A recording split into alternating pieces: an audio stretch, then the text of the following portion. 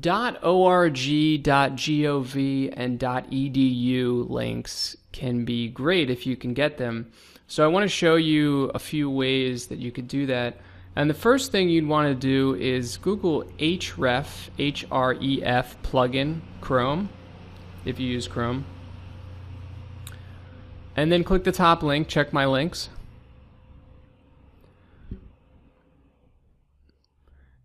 And what this plugin does is it's going to highlight in green all the links that are still good, meaning if you clicked on them, you would be taken to a site that's still live. And the red ones are going to show you the 404 errors, basically sites that don't exist anymore, that have been moved, or the person didn't pay their bill for the web page.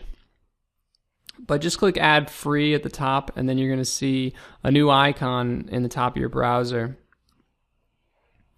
Now I want to take you through the process here. When you get to Google, do a search for helpful and then your keyword and then links. Then site::.org. The site::.org tells Google, I only want to see sites that end with .org. Now the words helpful or links can be changed around because sometimes websites use different words. They don't always use the word links. So links could be changed to websites or just sites, and the word helpful could be changed to favorite or useful. So I would try all of these possibilities when you're looking to find opportunities to put your website in there. And I'm going to show you how to go about getting your website into these recommended resources sections, which is basically what they are. So let's say you were in the science niche and you Google helpful science links. You're going to see a lot of schools, a lot of organizations that have to do with science, obviously. And so I've opened a few of the links here from the first 10 results in our Google search. And what this plugin does is you click on it, and it's going to start figuring out whether these links are still good or not.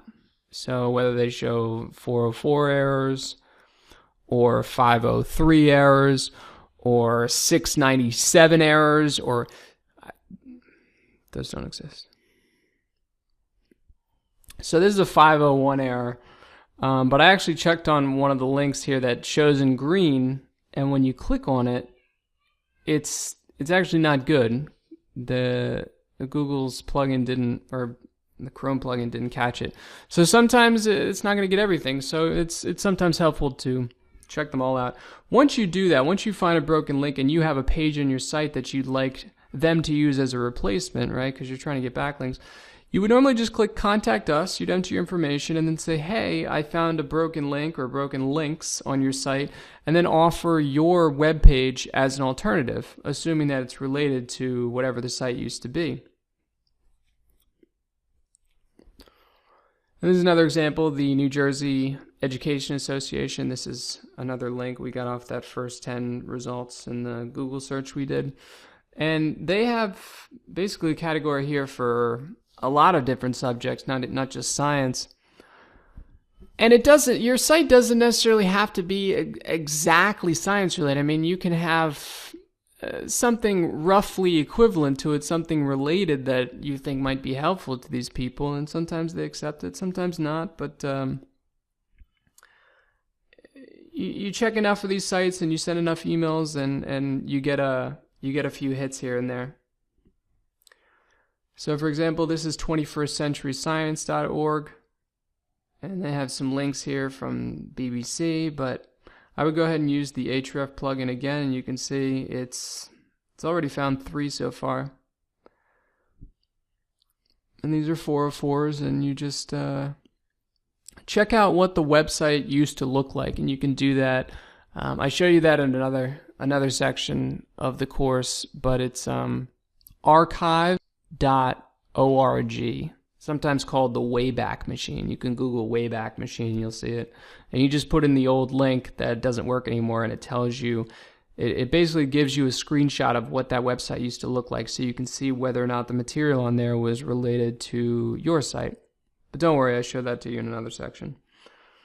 And then this is the same thing for .edu instead of .org. I'm not going to bore you with the .gov example, but it's pretty much the same process. You can use the word useful, helpful, favorite, links, sites, websites, and then your keyword in the middle.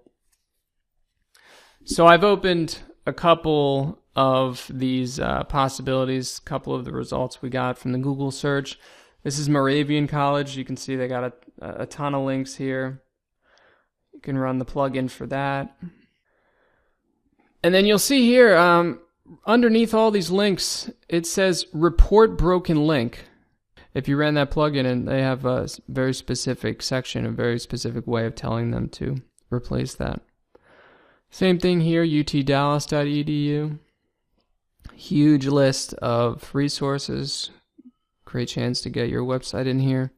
And that's pretty much how you get edu, gov, or org links, assuming the organizations or universities don't link out to you by themselves. But I don't want you to think that this is just for those types of websites. I mean, you can use this broken link checker for any site. So if you're reading another blog within your niche or an article, and you find that somebody's webpage has broken link, a couple broken links, and you think that your article, your post might be relevant, run the broken link checker, reach out to them with an email, have the template for you on the checklist, and go about getting broken links like that.